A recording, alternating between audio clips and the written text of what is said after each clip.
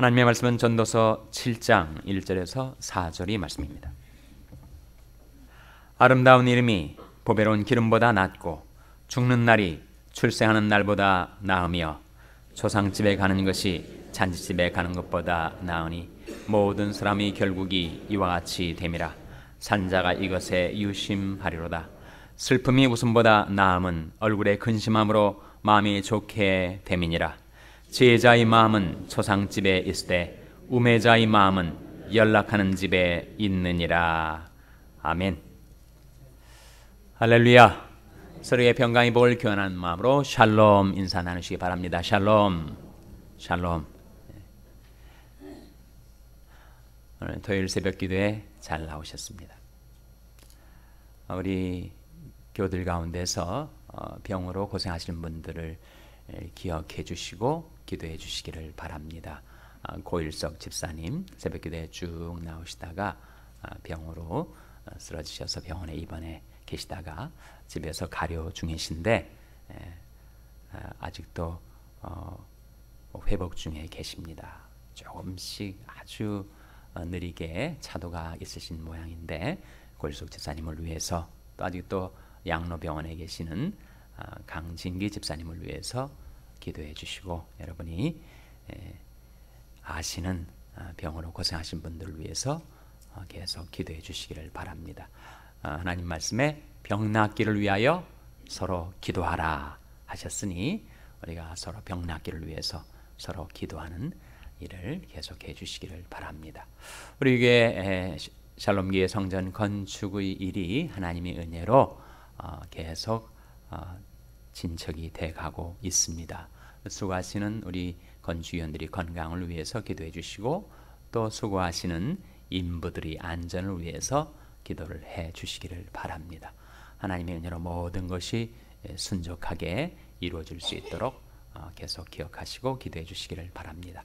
우리 샬롬교회 첫 부흥사경회가 5월 24일부터 26일까지 3일간 열리죠. 그러니까 다음 주입니다.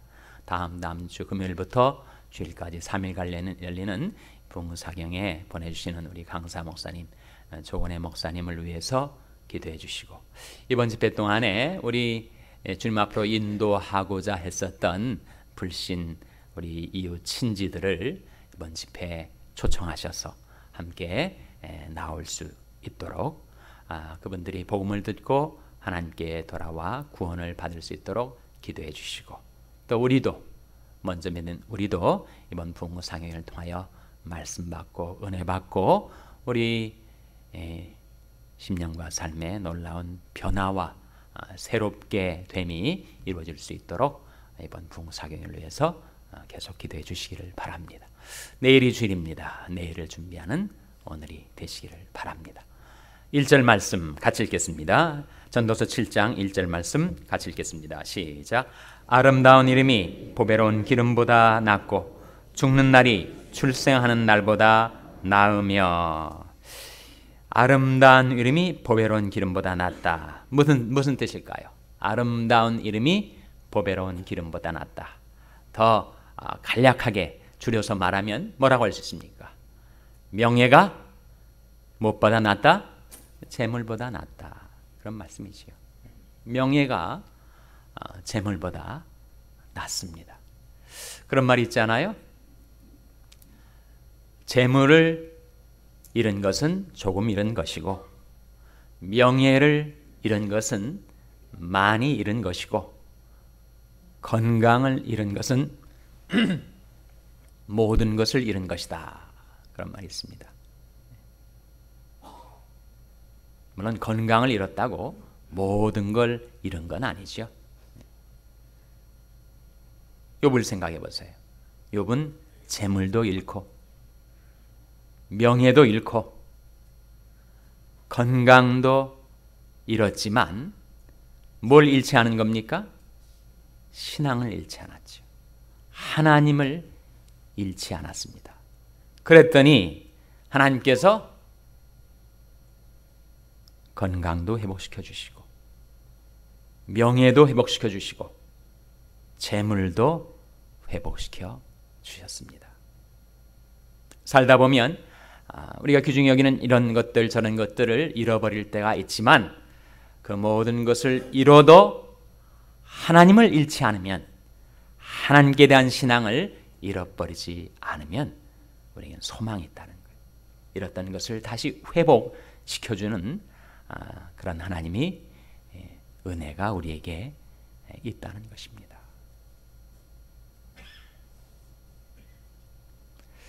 그래서 재물보다는 명예가 더 귀중하죠. 내게 명예가 귀중합니다. 내 이름 석자가 중요하죠. 호랑이는 죽어서 가죽을 남기고 사람은 죽어서 뭘 남긴다고요? 이름을 남기니까 자기 이름이 영예가 중요합니다.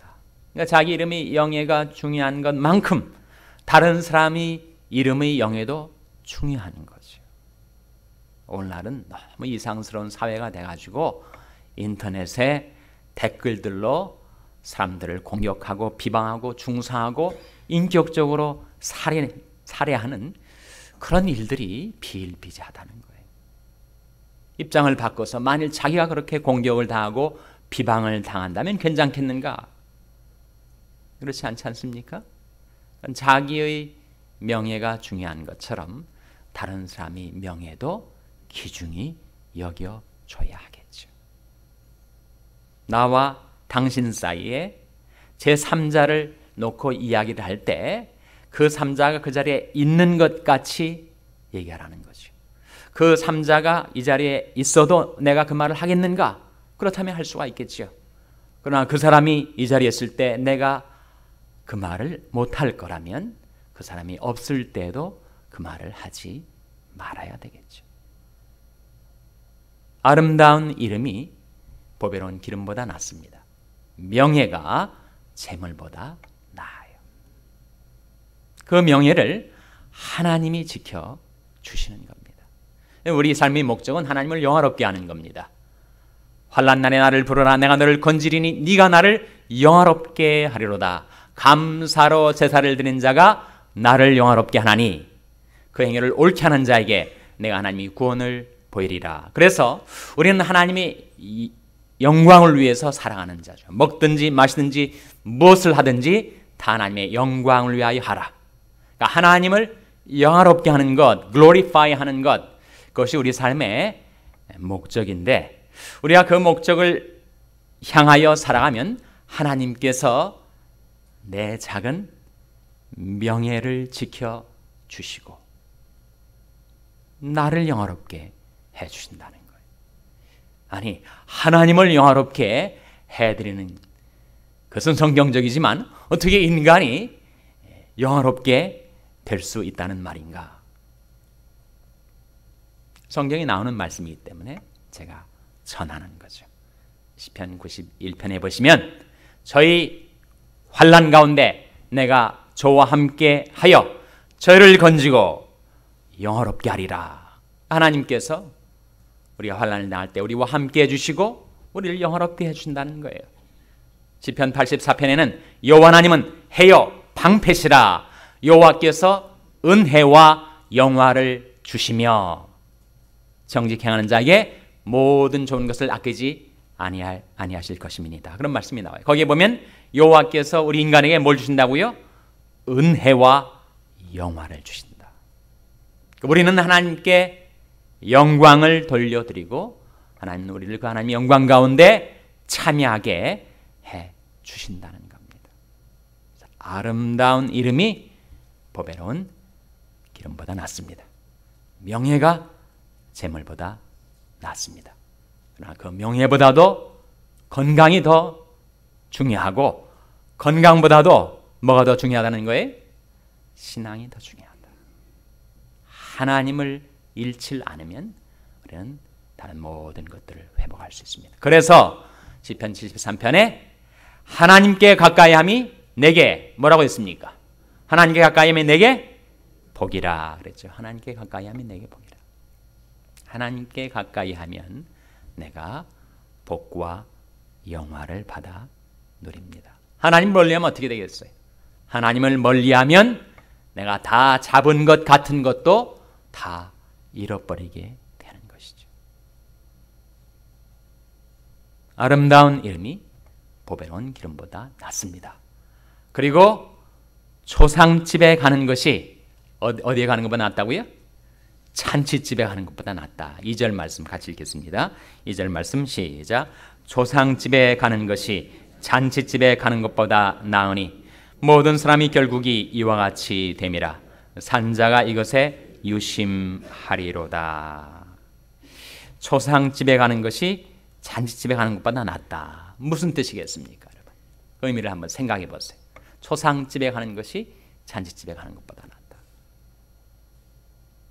그러니까 기독교는, 성경은 침울을 권장하는가? 비관, 허무, 염세, 그리고 침울하게 살아갈 것을 권장하는 말씀인가? 왜 초상집에 가는 것이 잔치집에 가는 것보다 낫다고 말씀하시는가? 예수님을 생각해 보세요. 예수님은 초상집에 가신 적이 있습니다. 주님이 사랑하시던 남매 마르다와 마리아 가정에 누가 죽었어요? 나사로가 죽었잖아요. 왜 초상집에 가셨단 말이에요. 주님은 초상집에만 다니셨는가? 잔치집에도 가셨습니다. 주님이 어떤 잔치집에 가셨습니까? 가나 혼인잔치, 결혼잔치, 혼인잔치집에도 가셨어요. 주님은 우리 인생의 슬픔과 기쁨을 다 함께 하셨던 거죠. 근데 왜 초상집에 가는 것이 잔치집에 가는 것보다 낫다고 하셨을까? 잔치집에 가면 자기도 모르게 취하게 되죠. 꼭 술에 취하는 것 말고도 그 분위기에 취해서 나도 모르게 흥청망청해지기가 쉽습니다. 그러나 초상집에 가면 어떻게 되죠? 취하지 않고 확 깨게 되죠. 초상집에 갔는데 취할 수 있는 사람은 대단한 사람이거나 이상한 사람일 겁니다. 초상집에 가면 우리 영혼이 경성케 됩니다. 내 마음이 근심케 돼요. 인생의 길을 생각해 보게 됩니다. 아, 나도 언젠가는 저 캐스켓, 저 관 안에 누워 있게 되는 것이구나. 인생의 모든 길은 다 그 길로 가는 것이구나. 내가 살고 있는 이 세상이 영원히 살 내 집이 아니구나. 나는 본향 찾아가는 순례자인 것이구나. 나는 이 세상에서 아무리 잘 나가도 결국 나그네와 행인으로 잠깐 있다 가는 것이구나. 조상집에 가면 인생의 길을 생각합니다. 잔치집에 가면 다 잃어버리기가 쉬워요. 삶이 냉엄한 현실을 직시하지 못하기가 쉽습니다. 초상집에 가면 정신이 번쩍 드는 거죠. 그리고 내 남아있는 인생이 얼마나 되는지를 계수해 보게 됩니다. 하나님의 사람 모세가 드렸던 기도 가운데 이런 기도가 있습니다. 우리에게 우리 날 계수함을 가르치사 지혜의 마음을 얻게 하소서. 그 지혜의 마음을 얻어서 있다는 거예요. 잔치집에 가면 얻기가 어렵다는 거예요. 초상집에 가면 우리 나를 계수해 보고 인생에 가는 길이 다 그 길이라는 것을, 아무리 잘나고 아무리 잘 나가는 인생도 다 때가 되면, 그때가 언제 닥쳐올지 모르지만 다 그 관에 누워있게 될 것이고 사람들이 와서 뷰잉을 하게 되는 것이구나. 이 세상은 내 집이 아니구나. 나의 영원한 집은 저 천국이구나. 영원하신 하나님이 너희 처소가 되시니 그 영원하신 팔이 내 아래에 있도다. 주여, 주는 대대 우리의 거처가 되셨나이다. 하나님이 나의 영원한 거처이시구나. 하나님이 나의 이터널 홈이구나. 그걸 어디서 깨닫는다는 거예요? 초상집에서 깨닫지 잔치집에서는 못 깨닫습니다. 그래서 초상집에 가는 것이 잔치집에 가는 것보다 나은 이유는 인생의 길에 대해서 우리가 유심하게 된다. 유심 뭐예요? 마음을 거기에 두게 된다는 거죠. 2절 말씀 다시 보시면 초상집에 가는 것이 잔치집에 가는 것보다 나으니 모든 사람이 무엇이 이와 같이 됨이라고요? 결국은 그렇게 되는 겁니다. 그래서 산자가 이것에 유심하리로다. 사람들은 죽음이라는 단어를 싫어합니다. 죽음이라는 주제를 생각하기를 꺼려합니다. 그러다 보니까 우리는 현실에 대하여 리얼리티, 인생의 실제에 대해서 잘못된 시각, 잘못된 안목을 갖고 사는 거예요. 언제까지나 이 세상에 살 것이냐. 모으고 잡고 내세우고 획득하고 축적하고 그러고 살아갑니다. 초상집에 가면 그것이 아니지. 공술의 공수거지. 빈손으로 왔다가 빈손으로 가는 것이 인생이지. 빈손으로 출생하여 빈손으로 죽을 때 그 시작과 끝 가운데 있는 모든 것들은 다 하나님의 은혜로 주어진 것이지. 그것을 우리가 생각해보고 깨닫게 되고 경성케 되기 때문에 초상집에 가는 것이 잔치집에 가는 것보다 낫다는 겁니다. 그런데 3절에 특이한 말씀이 나오죠. 3절 말씀 한번 같이 읽겠습니다. 3절 말씀 시작. 슬픔이 웃음보다 나음은 얼굴에 근심함으로 마음이 좋게 됨이니라. 슬픔이 웃음보다 낫대요. 그리고 그 이유를 얼굴에 근심함으로 마음이 좋게 되기 때문이다. 이렇게 말씀하고 있는데 이 말씀 의미가 확 들어오지 않지 않습니까? 무슨 뜻입니까? 슬픔이 웃음보다 나음은 얼굴에 근심함으로 마음이 좋게 됨이니라. 이 말씀에 담겨진 뜻이 무엇이겠습니까? 슬픔이 웃음보다 낫다. 결국은 초상집에 가는 것이 잔치집에 가는 것보다 낫다라는 그 말씀의 연속이죠. 왜 초상집에 가는 것이 잔치집에 가는 것보다 낫습니까? 왜 슬픔이 웃음보다 낫습니까?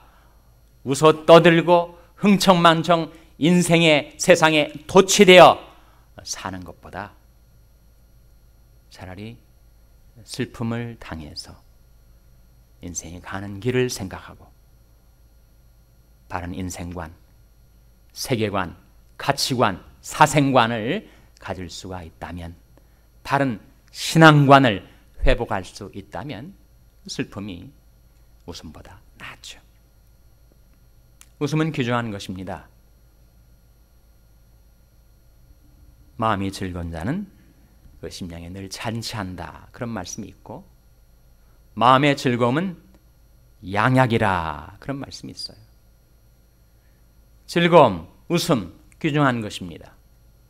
그런데 자칫 거기에 취해서 이 세상에 도취된 인생, 취생몽사하듯 살아가는 인생을 산다면 그것은 불행한 일이죠. 근데 그 하반절이 말씀, 얼굴에 근심함으로 마음이 좋게 됨이니라. 이게 무슨 말씀일까? 얼굴에 근심함으로. 성경은 성경으로 해석돼야 하죠. 어떤 말씀이 확연하게 빛 가운데 드러나지 않을 때 다른 말씀이 어떻게 그 말씀을 조명해 주는가를 우리가 찾아보아야 합니다. 이 말씀의 뜻은 바로 야고보서 5장 13절에 나온 말씀으로 조명을 해볼 때 그 의미가 확연하게 드러납니다. 어떤 말씀이죠? 너희 중에 고난 당하는 자가 있느냐? 저는 뭘 할 것이라고요? 저는 기도할 것이요. 너희 중에 즐거워하는 자가 있느냐? 저는 뭐라고요? 찬송할지니라. 찬송할지니라. 고난 당할 때, 마음에 슬픔이 있을 때, 얼굴에 수색이 있고 근심이 있을 때 우리는 뭘 하게 된다고요? 기도하게 됩니다. 기도. 모든 것이 술술 잘 풀리고 마음먹은 대로 모든 것이 제까닥 다 이루어지면 기도하지 않습니다. 신앙 좋은 사람도 기도하지 않게 돼요. 고난을 당할 때 슬픔을 볼 때, 마음에 근심이 쌓일 때, 그때 우리는 기도하게 됩니다. 하나님께로 가까이 나오게 되죠. 그 모든 것을 기도의 제목으로 바꾸어 하나님 앞에 아뢰며 살아가게 됩니다. 그래서 너희 중에 고난당하는 자가 있느냐? 저는 기도할 것이요. 너희 중에 즐거워하는 자가 있느냐? 즐거울 때 뭐 하라고요? 저는 찬송할지니라. 즐거울 때 찬송 안 하고 유행가 부르고 세상 노래만 부르면 자기가 잘된 거 다 제잘나서 그렇게 된 걸로 오인하고 착각하게 되는 것이 우리 인생입니다. 그래서 즐거워할 때, 하나님께 축복을 받을 때, 그때 잊지 말고 찬송드리라. 그 찬송을 통해서 영광을 하나님께 돌려드리는 거란 말이지요. 찬송은 곡조 있는 감사입니다. 찬송을 부르면서 모든 감사와 그 일이 잘된 크레딧을 하나님께 돌려 보내드리기 때문에 우리가 넘어지지 않을 수가 있어요.